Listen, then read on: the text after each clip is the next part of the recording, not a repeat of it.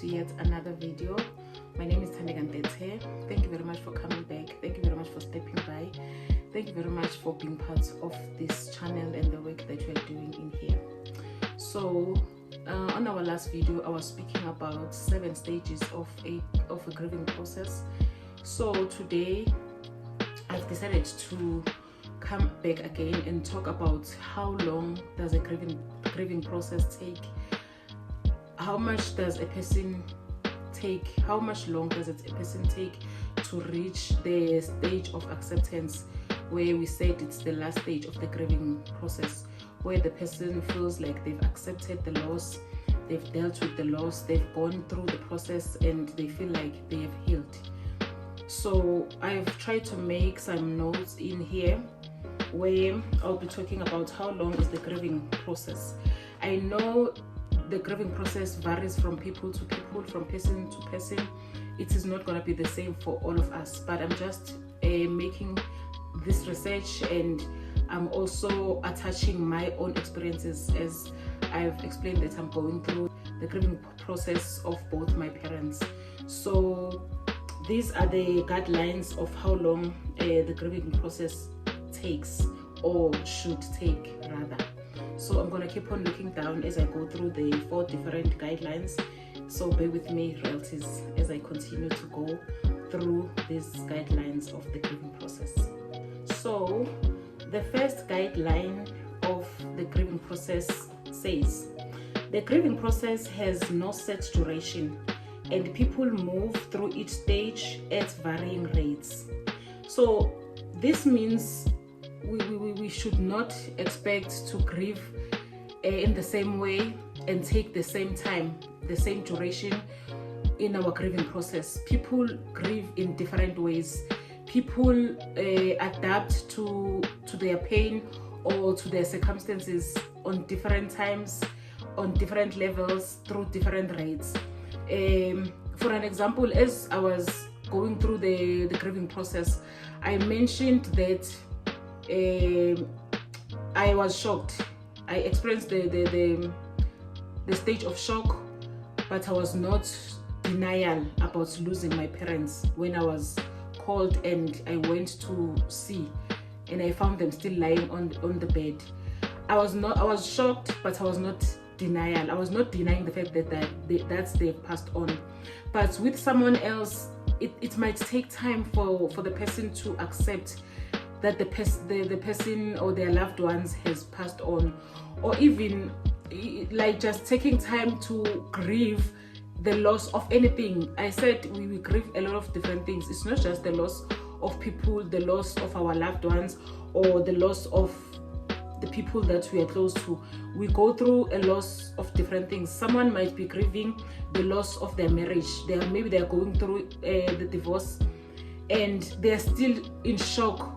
They're still in denial, to a point where maybe someone would still want the person back. Maybe the person has said, it's over, let us go through divorce, I don't want this relationship anymore, I don't want this I don't want this marriage, or whatever the case, or the relationship. You find that the other partner is still holding on to the relationship. Maybe it's obvious. Maybe the husband has moved on, he has found another partner. Maybe he's not even staying in their home, in their family home.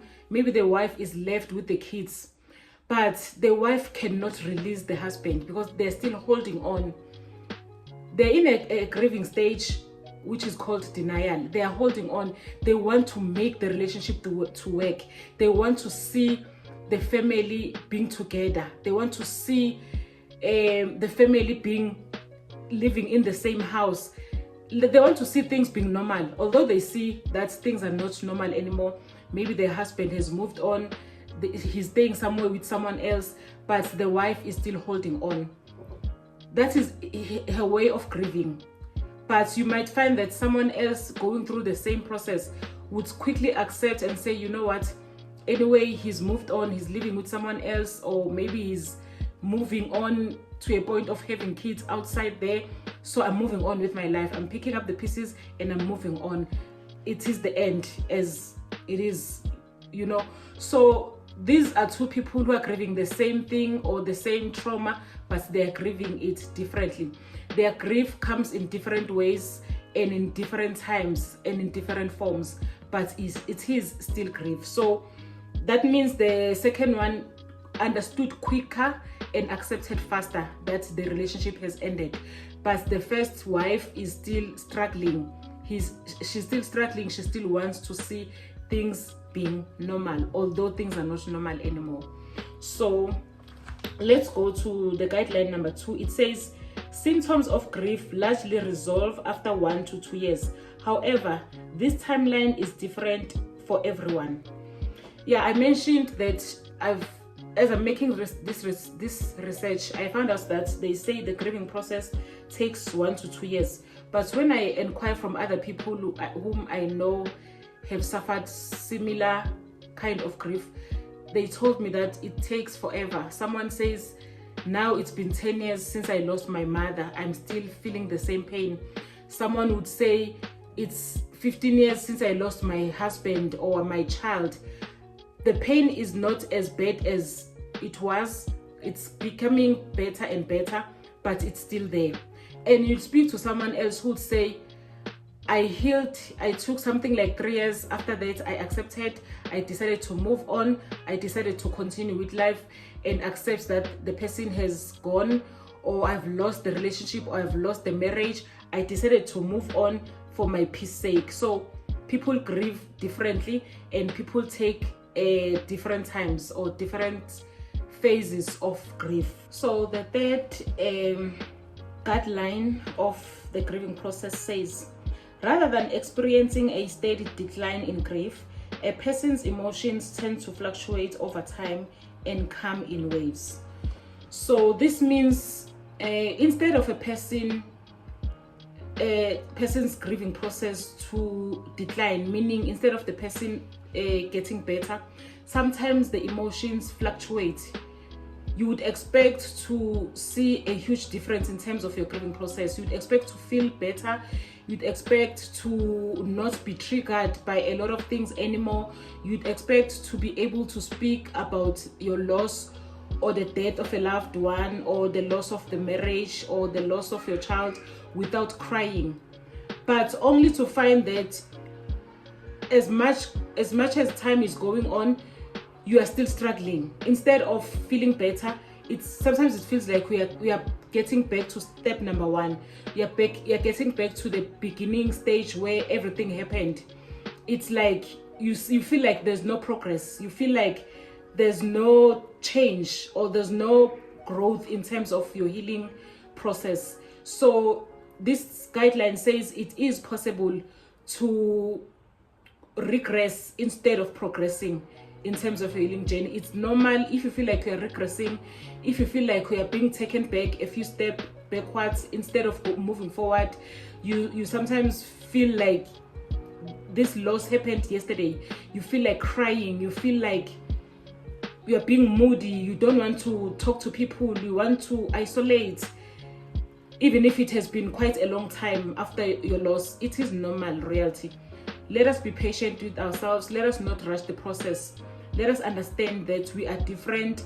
Our system works differently. Our minds process things differently on different times or levels. So it is okay to feel like we are regressing instead of progressing.